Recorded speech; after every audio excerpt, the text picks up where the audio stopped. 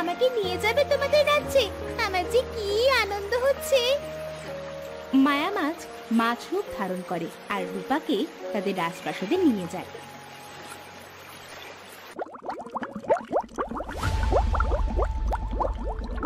মা, ও মা, তোমরা কি রুমে আছো? কোথায় ছিলি রে মায়া তুই? তোকে কত খুঁজেছি জানিস, কিন্তু কোথাও খুঁজে পাইনি। নদীর এই মাথা থেকে ওই মাথা পর্যন্ত সব জায়গায় খুঁজেছি। তোর মা তো মনে করেছে তোকে হয়তো জেলেরা ধরে নিয়ে গেছে, আর হয়তো কখনো তোকে দেখতে পারবে না। মা, আমি চোরাকাতে আটকে গিয়েছিলাম, আমাকে এই চাষি কন্যা বাঁচিয়েছে। চাষি কন্যা, তুমি বাঁচিয়েছো আমার মেয়েকে? তোমাকে যে কি বলে ধন্যবাদ দিব। তোমার কাছে আমি চির ঋণী হয়ে থাকলাম। দাঁড়াও মা, আমি মৎস্যরূপে এসে তোমাকে আরো বলছি। মা জানো, রূপা গরিব, সেজন্য রূপার কোনো বন্ধু হয় না। রূপার মনে অনেক কষ্ট, এজন্য আমি বলেছি আজ থেকে আমি রূপার বন্ধু। এটা তুই ঠিক বলেছিস মায়ামা।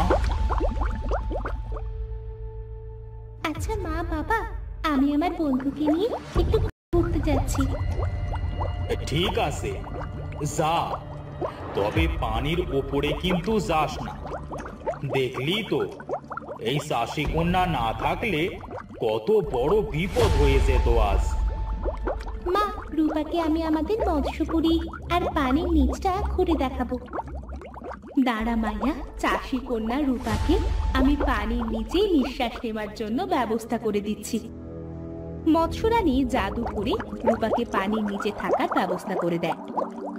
এখন থেকে তোমার যখন ইচ্ছা তখন পানির নিচে তোমার বন্ধুর কাছে আসতে পারবে। তুমি যদি কখনো পানিতে ডুবেও যাও তাহলে তোমার কোনো ক্ষতি হবে না, তুমি সেখানেও শ্বাস নিতে পারবে। ধন্যবাদ মৎস্যরানী আপনাকে। এবার চলো রূপা বন্ধু, দেরি হয়ে যাচ্ছে তো। চলো আগে তোমাকে আমাদের ফুল বাগান দেখাই। ঠিক আছে, চলো। মায়া রূপাকে নিয়ে তাদের ফুল বাগানে যায়।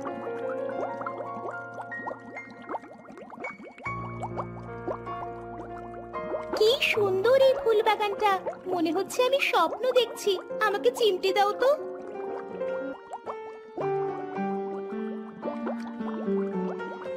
আমি তো কোনো স্বপ্ন দেখছি না, এটা তো সত্যি। তোমাদের মৎস্যপুরীটা অনেক সুন্দর, মনে হচ্ছে আমি কোনো স্বপ্নের দেশে চলে এসেছি। তোমাদের পৃথিবীটাও আমার খুব ভালো লাগে, কিন্তু যেতে পারি না কারণ মানুষরা খুব স্বার্থপর। আচ্ছা এসব বাদ দাও, তোমাকে ফলের বাগান, ঝিনুক, শামুক আরো অনেক সুন্দর সুন্দর জিনিস দেখাবো। তাড়াতাড়ি চলো বন্ধু, আমার যে আর তর্স হয়েছে না। তোমাকে আগে ফলের বাগান দেখাবো।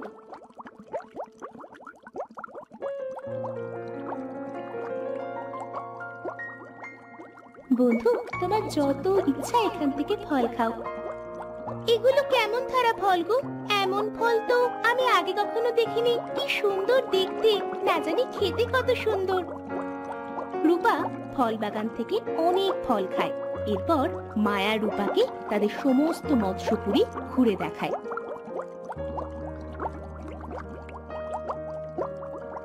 মায়া বন্ধু, এখান থেকে আমি কিছু ঝিনুক নেব, আমার খুব পছন্দ হয়েছে।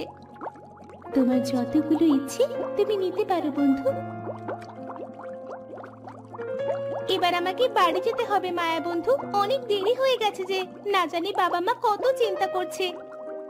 ঠিক আছে চলো, বাবা মায়ের সঙ্গে দেখা করে তোমাকে আমি নদীর ওপরে দিয়ে আসবো।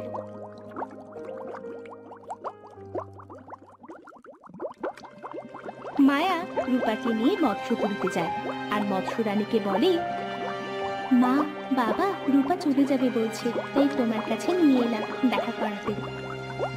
রূপা, তুমি চলে যাবে?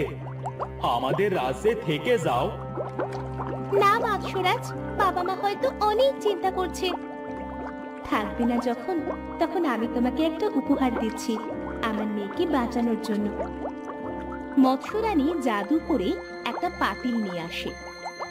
এই নাও, এই পাতিলটা আমি তোমাকে উপহার দিলাম। এই পাতিলের কাছে তুমি যা চাইবে তাই দিবে, তবে একদিনের ভিতর একবারই এই পাতিল তোমাদের কথা শুনবে। দেখবে তোমাদের সব কষ্ট চলে যাবে। ধন্যবাদ মৎস্যরানী আপনাকে, আপনারা অনেক ভালো। আমি আবার আসবো আপনাদের এখানে। রূপা সবার কাছ থেকে বিদায় নেয়, মায়াকে নিয়ে নদীর ওপরে চলে আসে। আসি মায়া বন্ধু, আবার দেখা হবে।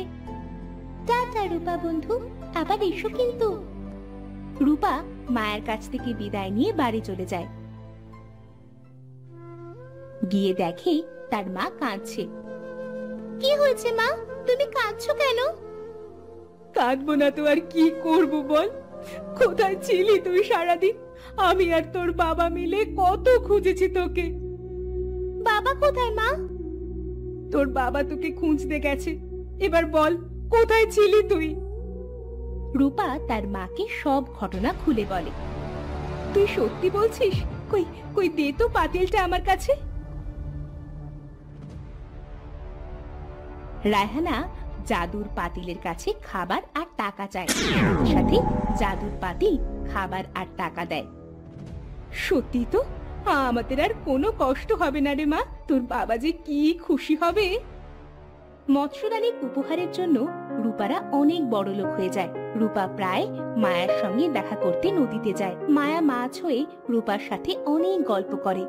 মাঝে মাঝে রূপা মৎস্যপুরীতেও ঘুরতে যায় মায়ার সাথে। এভাবেই তাদের দিন কাটতে থাকে।